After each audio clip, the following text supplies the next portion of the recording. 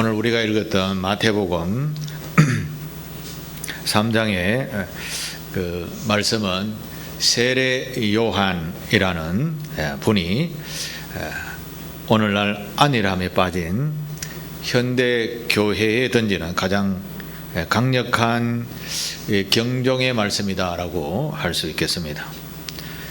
21세기를 우리가 들어섰는지 어느덧 4분의 1이 지났습니다. 올해가 2026년이죠.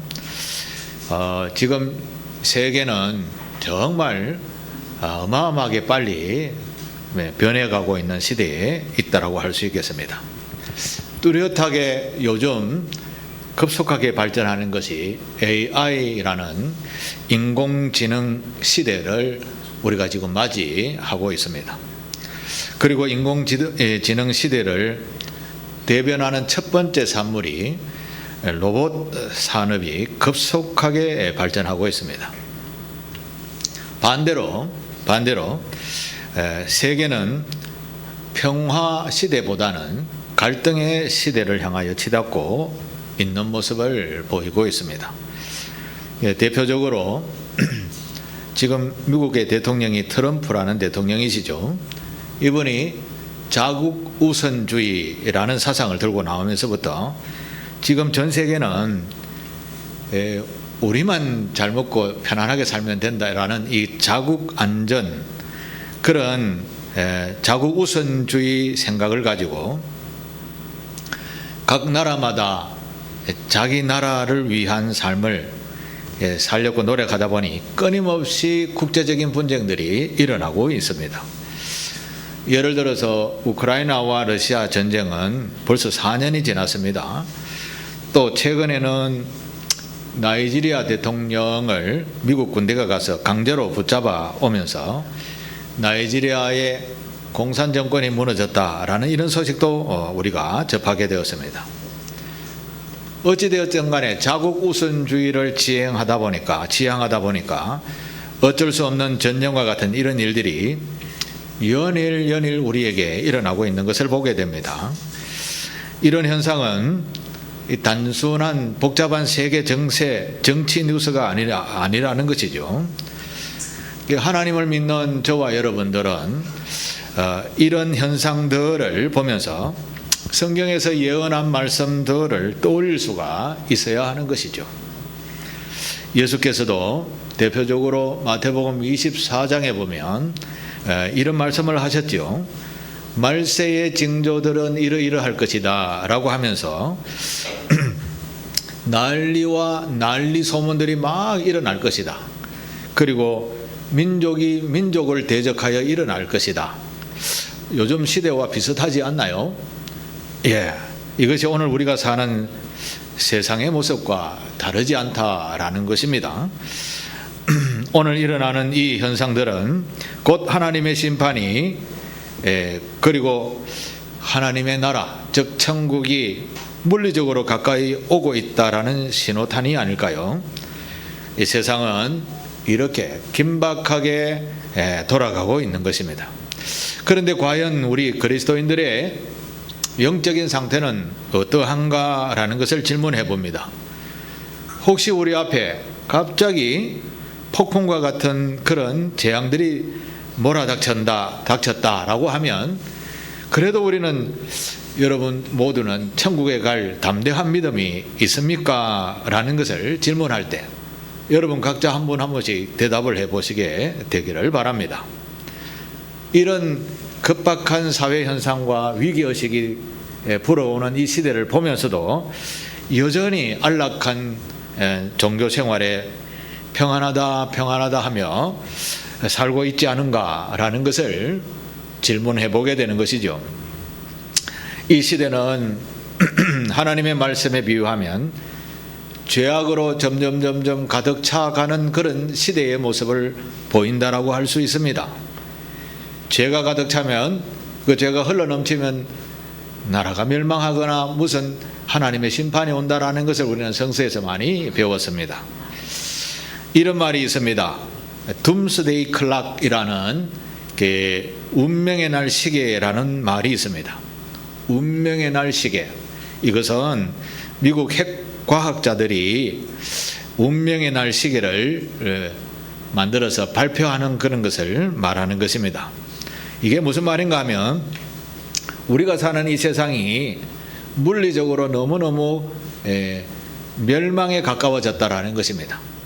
그래서 그것을 상징적인 시계로 표현해서 그렇게 표현해서 매년마다 발표하는 겁니다.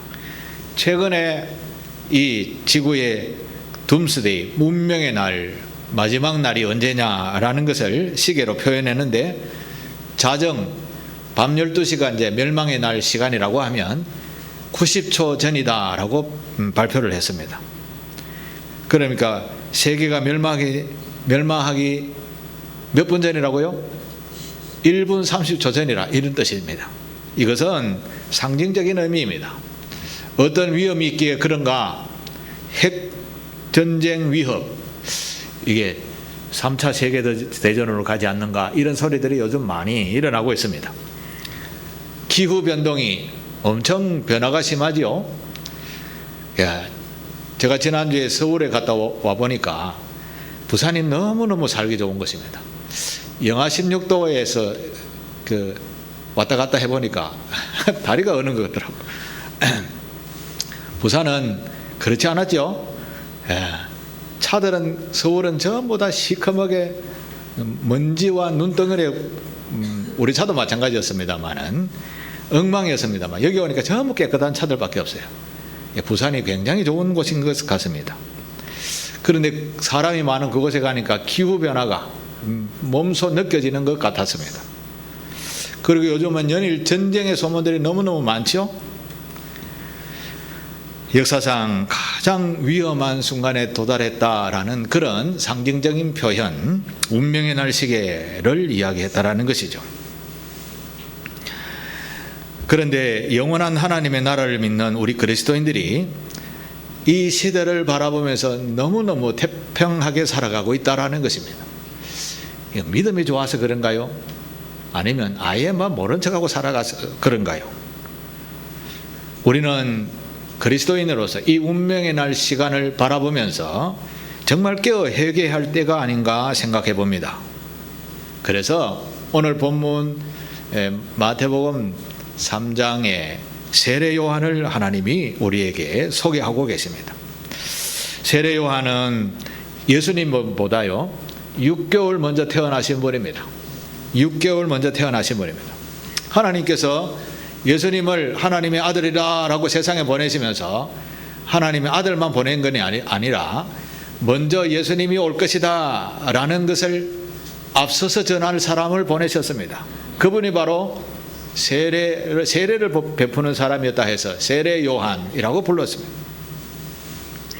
세례 요한이 등장하기 전에는 하나님의 이상, 즉 기적과 이적과 표적 같은 이런 것들이 무려 400년 동안 하나도 나타나지 않았습니다.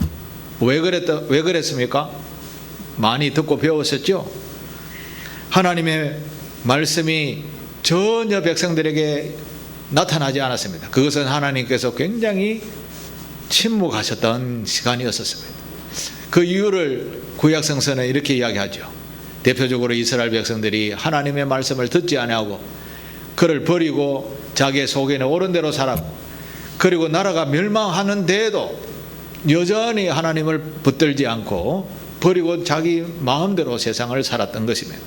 그래서 하나님께서도 이 백성들이 떠나는 것을 보고 나도 떠나겠다 하며 떠나버리셨던 것이죠. 그것이 400년 동안이었습니다. 그것을 신학적으로는 중간시대라고도 부르기도 하고 암흑시대라고 부르기도 합니다. 그런데 하나님께서는 완전히 다 버리시지 않았습니다. 로마서 5장 8절에 보면 우리가 잘 아는 말씀이 있습니다. 5장 8절 한번 열어보시겠어요? 같이 한번 읽어보겠습니다. 우리가 지나갔습니다. 자, 시작. 우리가 아직 죄인 되었을 때에 그리스도께서 우리를 위하여 죽으심으로 하나님께서 우리에 대한 자기의 사랑을 확정하셨느니라.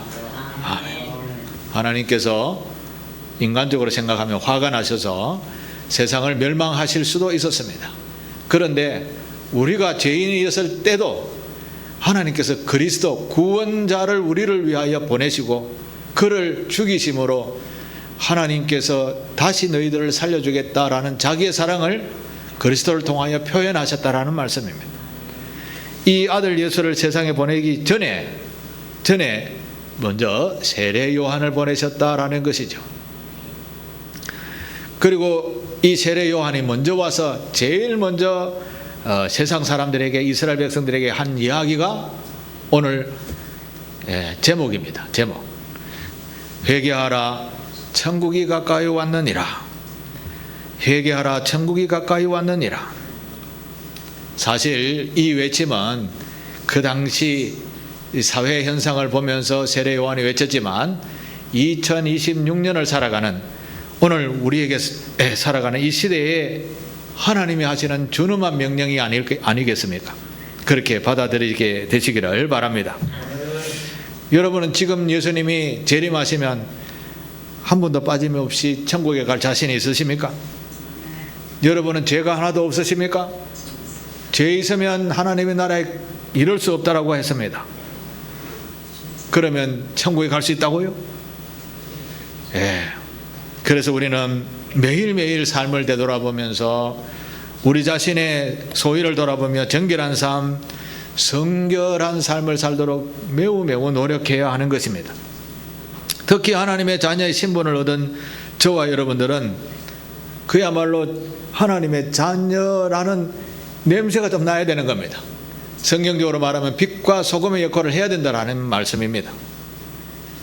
그래야 하나님 앞에 섰을 때 내 이렇게 살았는데요 라고 할 수 있지 않겠습니까? 자신의 삶을 매일매일 되돌아보면서 내가 과연 하나님 앞에서 지금 제대로 살고 있는가라는 것을 한번 점검해 보시게 되기를 바랍니다. 오늘 말씀에 보면 7절, 8절, 9절에 보면 이런 말씀이 나옵니다. 요단강에서 세례를 베풀던 세례 요한에게 바리새인과 사두개인이라는 사람들이 찾아오게 됐습니다. 세례 요한에게 왜 찾아왔을까요? 세례를 받으려고 온 것입니다. 사실 당시에 바리새인이라고 하는 사람들은 사회 지도층들이었습니다. 보통 우리 서민들이 볼 때는 저 사람은 굉장히 하나님 앞에 경건하게 사는 사람, 존경받을 만한 사람, 이런 사람으로 여겨졌습니다. 그러니까 굉장히 사회 지도층이라고 할 수 있겠죠. 바리새인들. 그 다음 사두개인들은 누구냐 하면 제사장 가문의 사람들입니다. 아버지가 제사장이고 나머지는 다 제사장 가족이 되잖아요. 경건한 사람 중에 경건한 사람들이라고 할 수 있는 제사장 가문의 사람들을 사두개인이라고 했습니다. 귀족층이라고 할 수 있는 것이죠. 이런 종교 지도자들이 세례를 받으러 세례 요한에게 왔습니다. 그런데 세례 요한이 하는 말이 무슨 말입니까? 욕합니다. 욕. 강단에서 욕을 못하고 성경에 있는 이야기만 하겠습니다. 독사의 자식들아, 독사의 자식들아 라고 독설을 퍼부었습니다. 아니, 사회적으로 지도층이고 존경받을 만한 사람들이었던 사두개인과 바리새인들이 이런 소리를 세례 요한에게서 들었습니다. 왜 이런 독설을 받게 되었을까요? 한마디로 말하면 이 사람은 겉모습은 거룩하게 살면서 속사람은 세상 사람보다 더 못하게 살았다라는 말씀입니다. 속사람 변화없는 종교적 열심만 있었던 사람들이었다라는 것이죠. 하나님의 기적이 사라진 지 400년 동안 하나님의 선지자가 한 명도 나타나지 않았던 그런 시간 속에서 사람들의 부패는 그야말로 이루 말할 수가 없었던 것입니다. 심지어 종교 지도자들조차도 자기들의 마음과 생각을 지도할 만한 주의 성령의 찔림을 주는 그런 말씀들이 없어지니까 겉모양만 거룩하고 화려한 옷만 입고 거룩한 척 살아왔던 것이죠.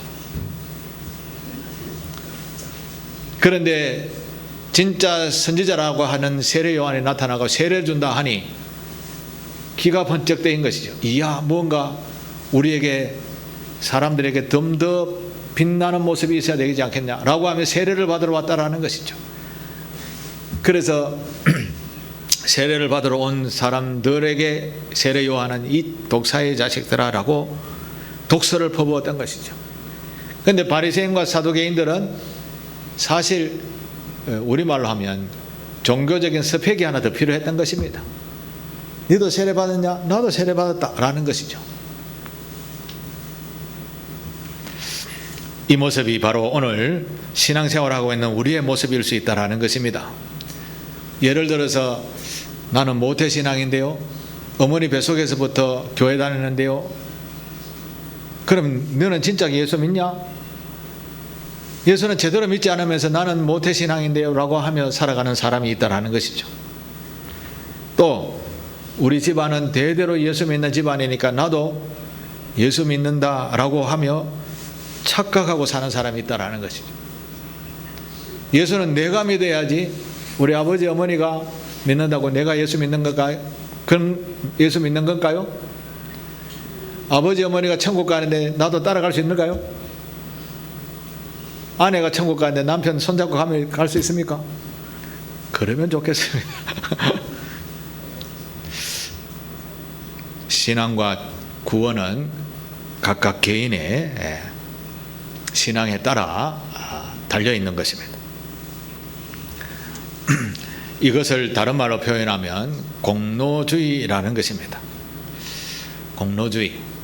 내가 장로인데, 권사인데, 집사인데, 교회 열심히 다녔는데, 예배 한 번도 안 빠졌는데, 그렇다고 천국 갈 수 있을까요? 이런 헛된 공로주의, 이런 것이 우리를 부패하게 만드는 온상이라는 거죠. 이걸 겉모습만 번지르한 외형적 신앙, 내면의 신앙을 굳건하게 해야 되는데 외형만 경건한 척 보이는 이런 외모지상주의 신앙 속으로 우리가 나도 모르게 깊이 뿌리를 내리고 있다라는 것입니다. 마찬가지 사두개인과 바리새인들도 바로 그러했다라는 것입니다. 그래서 세례 요한은 9절에 이렇게 이야기합니다. 사두개인과 바리새인들에게 속으로 아브라함이 우리 조상이라고 생각하지 마라. 이 말은 무슨 말입니까? 아브라함이 우리 조상이 맞는데 조상이라고 생각도 하지 마라. 말은 무슨 말일까요? 행동은 아브라함 같이 보이지만, 아브라함의 후손같이 보이지만 속은 시커멓다라는 것이죠. 전혀 아니라는 것이죠. 네가 신앙생활하는 신앙생활은 신앙생활이 아니라는 것이죠. 바리새인과 서기관들은, 이 다른 사람들은 무명옷 입고 다닐 때 이 사람들은 비단옷을 입고 다녔다라는 것이죠. 근엄하게 시장 어귀에 서서 오 주여, 사실 주는 자기면서 남들에게 보일 때 주여라고 외치는 이런 외식하는 그런 사람들이었다라는 것이죠. 백성들이 보기에는 얼마나 거룩하게 보였겠습니까? 그러나 그 속은 세례 요한이 봤을 때는 독사의 자식들이었던 것이죠. 그것이 정확한 하나님의 시선이었습니다. 사실 그들은 습관적인 예배, 변함없는 삶을 살았던 것입니다. 이게 오늘 신앙생활하는 우리의 모습이 아닐까라는 것이죠. 이 메시지가 나에게 가슴을 두드렸다, 나도 이래서는 안 되겠다 라고 생각이 드는 분은 정말 예수를 그래도 좀 제대로 믿으려고 노력하시는 분들입니다. 그런데 이런 말을 해도 집에 갈 시간이 멀었나 이렇게 생각하시는 분들은 정말 제대로 마음을 되짚어 봐야 됩니다. 성경 말씀을 통해서 나의 마음을 지적하시는데 그 말씀을 들어도 찔림이 없다면 우리는 정말 무뎌진 사람입니다. 회개해야 되는 것입니다. 정말 제대로 된 예수를 믿고 제대로 된 신앙생활로 돌아서야 한다는 것입니다. 그렇지 않으면 하나님 앞에 섰을 때 네 누구라고 한다는 것이죠. 나를 모른다고 할 수 있다는 것입니다. 그래서 오늘 이런 신앙을 가진 우리에게 세례 요한을 통하여 우리에게 하나님이 지적하시고 있는 말씀입니다. 그래서 먼저 오늘 회개하라 라고 하셨죠. 회개. 이 말씀은 한마디로 말한다면 지금처럼 살지 마라, 삶의 방향을 완전히 바꾸어라 라는 말씀입니다. 오늘 본문 2절과 8절을 다시 한번 읽겠습니다. 2절과 8절 시작. 회개하라, 천국이 가까웠느니라 하였으니 그러므로 회개에 합당한 열매를 맺고. 아멘. 회개라는 말은 감정적으로 후회한다라는 말이 아닙니다. 우리말로 그냥 일상적으로 쓸 때는 감정적으로 그냥 후회한다 이렇게 쓰지만, 그러나 성서에서 말하는 회개라는 말은 그 성서의 본문에는 메타노니아라는 단어를 쓰는데, 이 단어는 단순한 뉘우침이 아니라 단순한 눈물을 흘리는 것이 아니라는 말입니다. 생각의 전환, 행동의 전환, 방향의 뉴턴이라는 뜻입니다.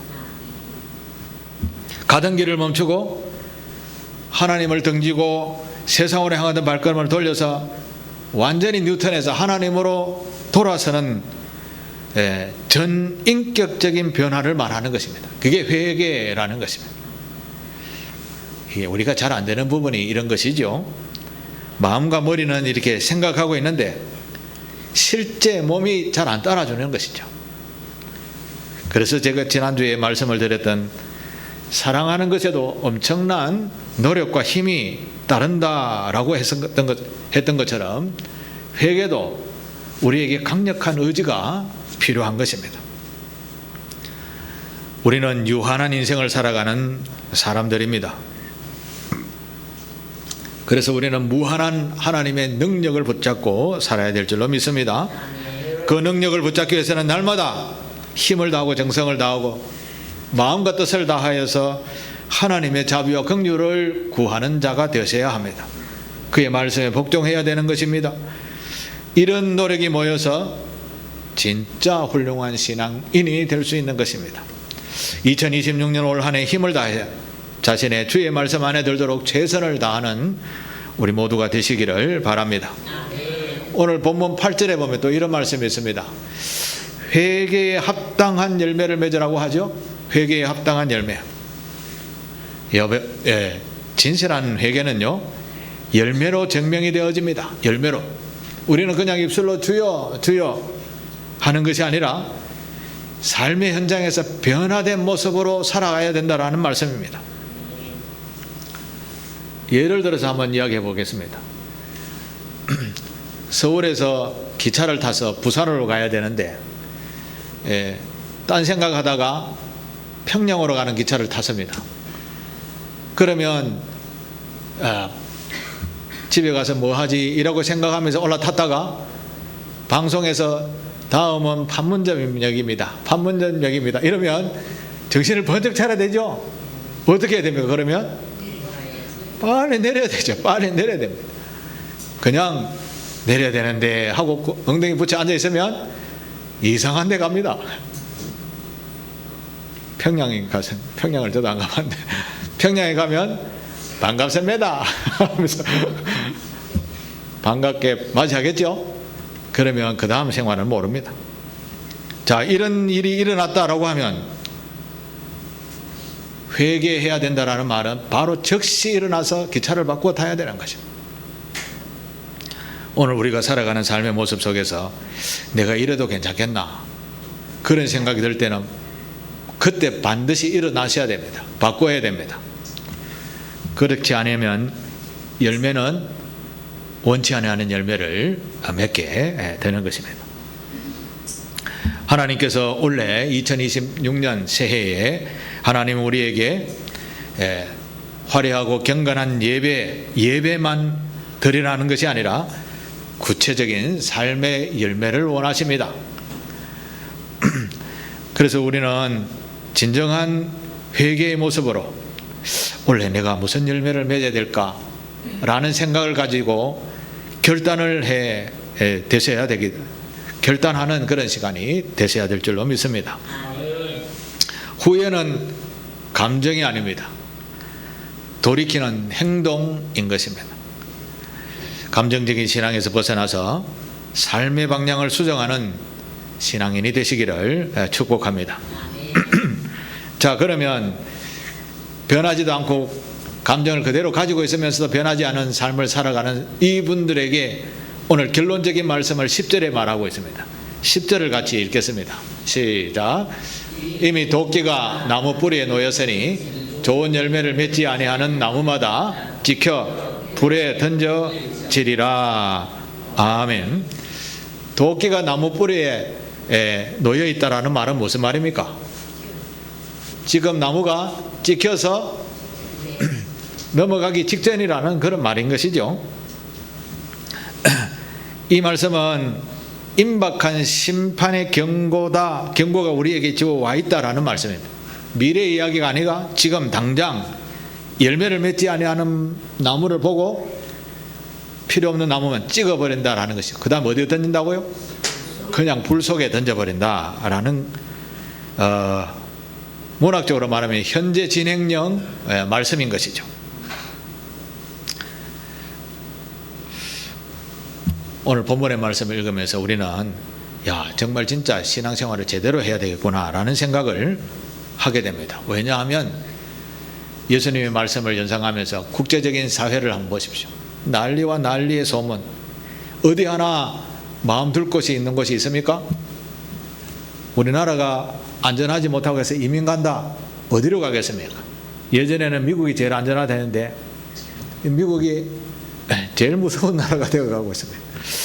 이상한 나라가 되어가고 있습니다. 국제 정세에 불안한 이런 소식들이 우리에게 확성기로 들리는 그런 마음가짐이 되어야 되겠습니다.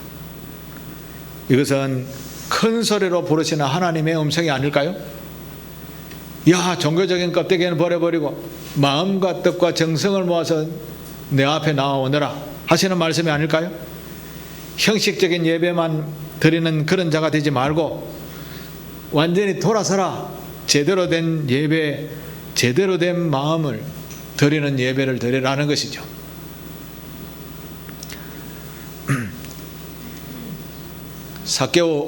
삭개오는 예수님을 만나고 나서 자신의 소유를 반을 다 팔아가지고 가난한 사람들에게 나누어 주겠습니다. 혹시 남에게 도둑질한 거 있으면 4배나 갚겠습니다. 이렇게 실제적으로 고백을 했었습니다. 그리고 나누어 드렸습니다. 그리고 이 사두개인과 바리새인들은 주여라고 외치면서 회개하나이다라고 시장역에서 그렇게 기도는 했지만 전혀 변하지 않았습니다. 그러나 남의 돈을 착취했던 세리들은, 세금 징수하는 사람들은 가슴을 치면서 통에 자복을 했습니다. 예수님이 보시고 누가 진짜 신앙이 있냐고 물었을 때 진짜 세리들, 잘못한 사람들이죠. 남을 수탈했던 잘못했는데 깨닫고 나 보니까 마음으로 통회하면서 회개하는 사람이 진짜 회개한 진정한 신앙인의 모습이다라고 예수님께서 하셨죠. 바로 오늘 이 복잡한 세상 가운데에서 하나님의 크신 음성을 우리가 들어야 될 줄로 믿습니다. 우리의 가슴을 두드리며 이래서 하나님 앞에 가겠냐라고 하며 결단하는 저와 여러분 되시기를 바라겠습니다. 회개는 사람을 바꾸게 됩니다. 그러면 놀라운 일들이 일어나게 되는 것입니다. 이야기 하나 하고 마치도록 하겠습니다. 1970년 미국의 37대 왕이 닉슨 대통령이었습니다. 리처드 닉슨 대통령이었습니다. 이 닉슨 대통령의 보좌관 중에 찰스 콜슨이라는 검사 출신의 보좌관이 있었습니다. 이 사람은 냉철한 사람이었습니다. 그리고 탁월한 정치 감각을 가지고 닉슨 대통령이 정책을 펴는데 냉철하게 정치를 이렇게 하십시오 저렇게 하십시오 조언했던 그런 분이었습니다. 닉슨 대통령에게 절대적인 충성을 다했습니다. 그러나 이분은 하나님을 알지 못했었습니다. 그의 정치 행보는 철저하게 반기독교적인 정책들이었습니다. 그런데 어느 날 워터게이트라는 사건이 일어나게 됩니다. 많이 들어보셨죠? 워터게이트 사건. 1972년 6월 17일 날에 이 닉슨 대통령은 공화당이고 당시 민주당 이제 반대당이죠. 민주당 전국위원회 사무실에 도청기를 이렇게 심다가 걸렸습니다. 닉슨 대통령이 재선 다음 선거에 승리하기 위해서 재선 팀들이 있겠죠. 그 팀들이 이제 계획을 짜서 상대방 민주당 전국위원회 사무실에 불법으로 침략해서 도청 장치를 하다 걸리게 되었다라는 것이죠. 이게 워터게이트 사건입니다. 결국 이게 커져서 닉슨 대통령이 재선이고 뭐고 대통령에서 하야를 하게 되었던 일입니다. 여기에서 찰스 콜슨은 어떻게 됐을까요? 정책 위반자로서 걸려서 감옥에 가게 되었습니다. 잘 나가던 검사였다가 잘 나가던 대통령 보좌관이었다가 어디로 갔습니까? 쫄딱 망해서 감옥까지 갔습니다. 여러분, 잘 나가다 감옥 가면 어떤 기분이 들겠습니까? 제가 옛날에 여기 사상에 있는 교도소에 면회를 간 적이 있습니다. 우리 교회 다니는 집사님이 억울한 누명을 겨고 몇 개월 감옥살이를 하는데 나중에는 이제 그게 풀려서 나왔습니다만은 그거 들어가서 첫 번째 3일째 되는 거 제가 가서 면회를 하러 갔는데 이제 억울하게 해서 이래서 이제 변호사 사서 해서 나왔는데 제일 힘든 게 뭡니까? 물어줬죠. 첫 마디가 자유롭게 있다가 딱 갇히니까 이게 제일 힘든다 그래요. 그래서 제가 가만히 생각해 봤습니다. 그렇구나라고 생각을 해보게 되는데 이 찰스 콜슨도 정말 미국에서 제일 잘 나가는 사람이었는데 감옥에 갇혔다. 얼마나 힘든 시간이었을까라는 생각을 가늠해 보게 됩니다. 그야말로 상상할 수 없는 절망의 나락으로 찰스 콜슨이 떨어지게 되었죠. 그 감옥에서 절망하고 있을 때에 성경이 우연하게 그에게 접해지게 되었습니다. 그래서 성경을 아무 할 일이 없으니까 성경을 읽게 되었습니다. 그러다가 하나님을 인격적으로 만나게 되었고 다른 제수들과 함께 기도 모임에 참석하게 되었고 내비게이톤이라는 선교단체를 접하게 되었고 교육을 받게 되었습니다. 그리고 난 뒤에 완전하게 거듭난 신자가 되었습니다. 이후에 감옥에서 나와서 혼자 생활하면서 이런 책을 적었습니다. 우리나라 말로는 백악관에서 감옥까지 일하는데 영어로는 born again입니다. 다시 태어났다라는 그런 의미로 2003년에 발행한 책을 저술하게 되었습니다. 30년이 지났습니다. 2000년대 초반 미국의 조지 W. 부시 대통령이 있을 때에 부시 대통령이 이 찰스 콜슨에 대한 이야기를 듣고 콜링하게 됩니다. 이런 지혜로운 사람이 필요하다 해서 불렀습니다. 또다시 대통령 보좌관이 되었습니다. 그리고 보좌관에서 행하였던 그의 사역은 옛날과는 완전히 달랐습니다. 기독교적인 사고를 가지고 아프리카에 있는 수단의 내전 종식을 위한 정책, 두 번째 전 세계 인신매매 건절 정책, 세 번째 세계 에이즈 건절 정책, 이런 정책을 폈습니다. 완전히 다른 정책이었었죠. 예수를 만나고 회개하고서부터 달라지게 된 것입니다. 과거와는 전혀 다른 하나님의 사람이 되었던 것입니다. 그리고 세상을 변화시키는 일에 앞장서게 된 것입니다.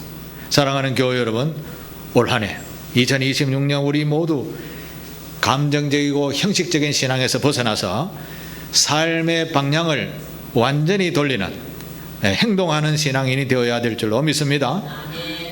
그래서 우리는 나는 고칠 점이 없는가 철저하게 자신을 살펴서 제대로 된 신앙인이 한번 되어보자 결단하는 이런 2026년 1월달이 되시기를 축복합니다. 여러분이 가진 작은 마음 하나가요, 우리의 인생을 완전하게 바꿀 수 있습니다. 우리 모두 하나님 앞에서 이런 결단을 가지고 올 한 해 하나님 앞에서 신실하고 진실하고 고든 마음으로 하나님 앞에 온전한 삶을 살아야 되겠다 일결단하면서, 그러면 하나님이 보호, 인도, 지도해 주실 줄 믿습니다.